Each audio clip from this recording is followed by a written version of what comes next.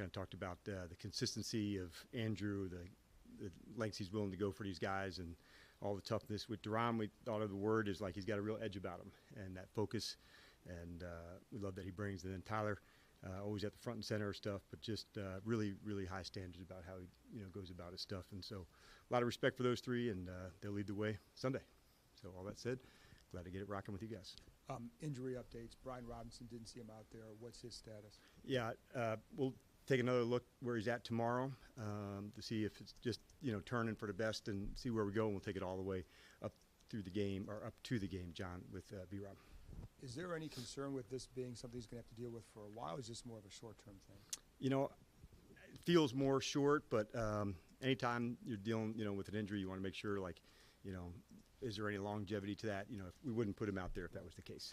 And then last one, Cleveland, and then Noah Brown, too. Yep, so Clee was able to get some work today, so that was good. So getting work yesterday and again today, and Noah had a really good session, we thought, yesterday, and did some stuff to the side today. So both of them had good weeks. Do you plan to bump up one of the IR guys ahead of Sunday's game? We'll Adam and I were going to visit tonight and see if there's somebody that we think would to get into that space. So it's been good to see the guys back and into working, and so they've definitely put in the work. So yeah, we're going to visit on that tonight. And shocking, I have a question about Jaden Daniels. Especially with this week, as there's been so much attention around this game in particular. How have you seen him approach? Has he been even more locked in than usual? And is that rare for a rookie in your experience? In a good news way, I wouldn't say more, because the normal is remarkable. And I thought he and Lamar both handled it in their own unique ways about playing quarterback in their own styles and their own ways. And I tend to agree with both of them, to be honest with you. I really love the competitive nature of both of them, but I think past that, their games are different, and I think both of those kind of brought that to light, and I think I think they were both really on it. I don't know how often you go to the grocery store or go out to eat during the season, but in your regular next time will be the first one, but I will go from there. in your regular everyday life, have you experienced the uptick in enthusiasm that's been going on around the team?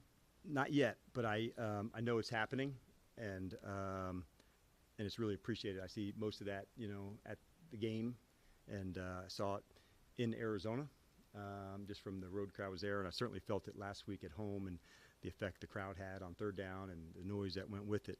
So, but one thing I can tell you is that I love that people have the energy and the juice for it, and this fan base is unique, and we can't wait to play in front of them. But hopefully we'll see a few over hour and a half away. This might be a dumb question, but when you guys use no-huddle at the rate that you do, how does that change, or does that make Jaden's job at the line of scrimmage harder? What does that do for him? I think you want to make sure you use variations of both. So there's times you go to the line of scrimmage and you play really quickly, and then there's times you break out of a huddle and do it quickly. And then conversely, there's times you go out to the line of scrimmage, you want to show like you're playing fast, and then move around, get some shifts and go. And there's times that you'll do that out of the huddle as well. And so to me, the combination of different styles of tempo make it more challenging. You want to be able to put mental pressure on the opponent, and that's what no-huddle can do. But no-huddle doesn't mean that you have to go really fast. It just means that you want to have the impression that you can. And then other times, yeah, you want to turn it up and go fast and get rolling. So having the combination of both helps, but you have to be really deliberate in how you do it. You can sometimes get a team out of their disguise because you're thinking you're about to get going fast, and other times you want to see that and get out. So the combination, Sam, is really, that's the key, having a balance of both, just like runs and play passes, and same thing with a tempo offense. Hey, Coach, so interestingly enough, one of the players I wanted to ask about is a game captain this week. I wanted to know what you've seen so far out of Andrew Wiley. Yeah, and I thought a couple things, just like his consistency about it, and behind the scenes, Candy, one of the things that we all admire about Andrew's just the willingness that he does with the guys. You should hear him as the communication with that group and the standards they have. And on the sideline, it's a lot of fun to see him and Allegretti and Tyler and Sam and the guys talking and encouraging one another. But Andrew's usually right in the middle of that. I'm not going to call him the old head of the group, but he does have a calming effect. He's been in the fights, and I think he just brings a lot of that to our team. And the toughness is one thing that stands out to me. And you've been with Dorrance Armstrong for a bit now. So what have you seen in his game and how he's developed over time? Yeah, I think the things that the team respect, you always know what you're going to get from Dorrance, and that's a really good thing. And like if you say his name, you know what's going to happen. And so I thought over the last few weeks, I've really seen not just him, but the defensive line's connection with stunts and movements to go. And Dorrance has been right in the middle of that. He's one of the very best communicators amongst that group. And sometimes he can see around the corners, hey, this is what needs to happen next. This is, kind of set it up a little bit.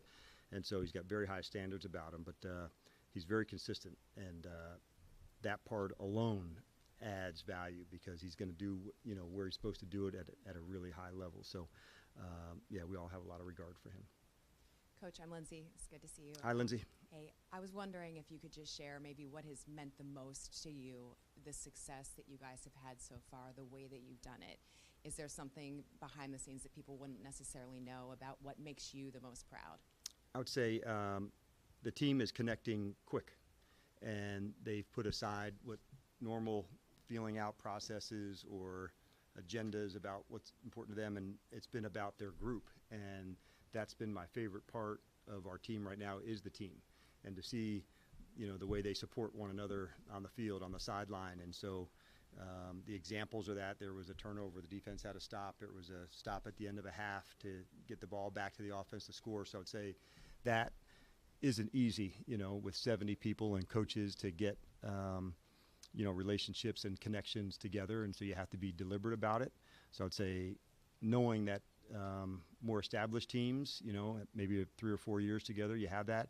This team is really capturing how to do that and fast tracking those relationships. We're not where we're going to be as an inclusive group, but they have bonded, they have connected, and they really want to play hard for one another.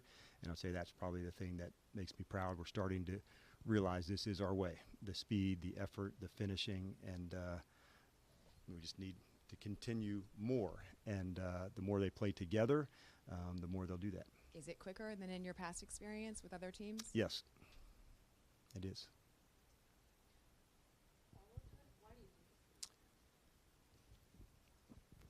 It's a lot of people together for the first time. I think the rookie class also, Nikki, came in as a very mature group.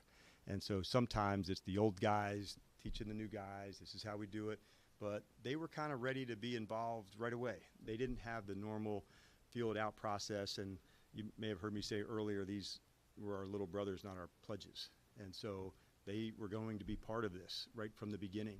And so guys like Jaden and Samerstill and Coleman and McCaffrey and I'm sure Johnny Newton, others, they've got a real, serious, mature approach about them. And the other players, they looked, is that going to be again tomorrow? And looked, and then pretty soon they could count on these young guys to say, hey, these guys, they can help us win. And that's, to me, I think that helped because there wasn't like this separation between young guys and old guys. It just became a team connected quickly.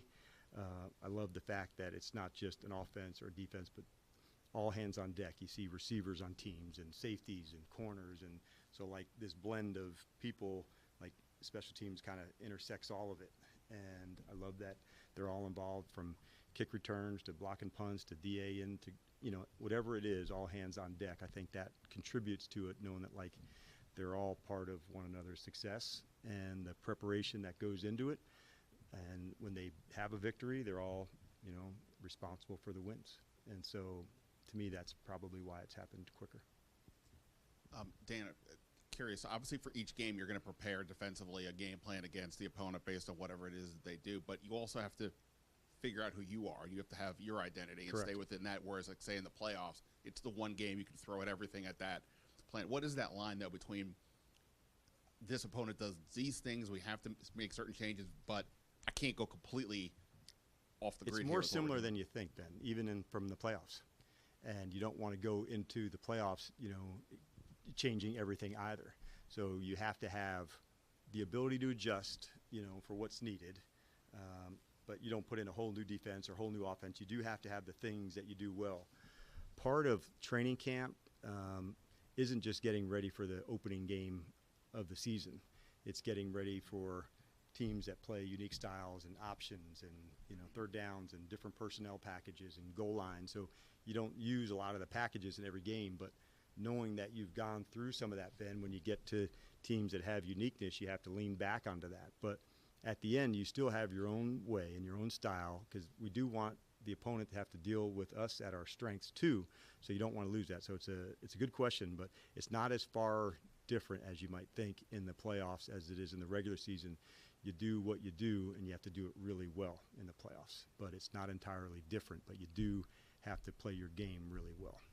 And then to that end, and this is probably veering a little too close to game plan for this game, but obviously with Derrick Henry, you guys typically are in some sort of a nickel. Derrick Henry is a guy typically I would imagine teams would not want to have a nickel. So how do you kind of view this is what we do, but wow, this is a really unique running back and a unique player? Yeah, I think you were right, too close to the game plan.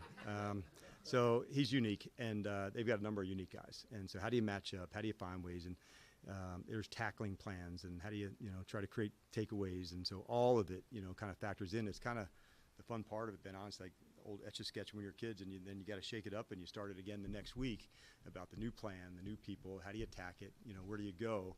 And so each week brings unique challenges. It's one of the fun parts of coaching in the NFL, that this player is different than this, they've got this, he's got runner, however it goes, that's how you got to get down for that week. And so you just kind of lock it in on this week, and then Monday comes and you re-scramble your brain and you go for it again. Hey, Coach, I just have one for you, and it piggybacks off what Sam said. I understand that you can't go to the grocery store or go out to eat to understand the excitement around this team, but I just wonder, are you able to, in a historical kind of big picture perspective, recognize like what the success of this franchise and the excitement around this franchise means to the community as a whole? Yeah, it's such a big deal because we know what the organization is, and it's probably an awesome question for next week when we have somebody that's going to be honored that's a true legend of what this team has been about. So let's put a pause onto that one, and we'll come back to that one on next Friday. Hey, Ben, actually, with that, just pulling on that thread, a couple of weeks ago when we were in Arizona, Mike Samuel shared with us that we got some advice from Gerald Graham. So how is that having Washington legends that are already pouring into the current players and yourselves as well? Yeah, I think it's really important, from me for, having a relationship with Coach Gibbs, or like having the support of Doug Williams is pretty strong. And you feel that support from him all the time. And so through Doug, got a chance to meet Gary Clark and been around Don Warren and Charles Mann and Dexter Manley. And so this past spring, to be able to spend some time with them, that's really important, to know where you want to go. You also have to have an idea of where you've been. And that's an identity that they had here, for a long time. And so, that's what our team right now is trying to establish. We're nowhere near the identity that we want to establish. We're like very fresh into this. And that's why I kind of put off some of the stuff, but I want to know that the players digging in and pushing for it really hard, it'll be this group's version of that. And I love how hard they're going for it.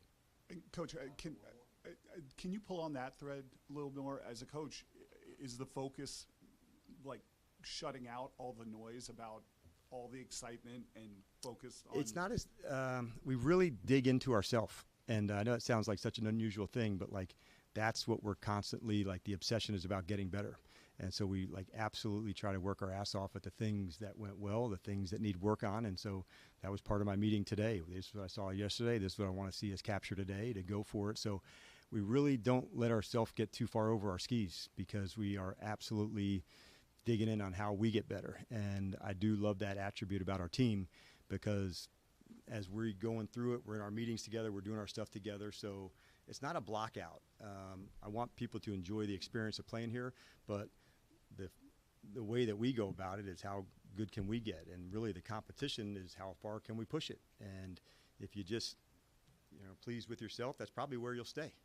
And you have to dig in and push it and find ways to improve, and we really set our mind on doing that on a regular basis. All right, you guys have a great day. We'll see you Sunday.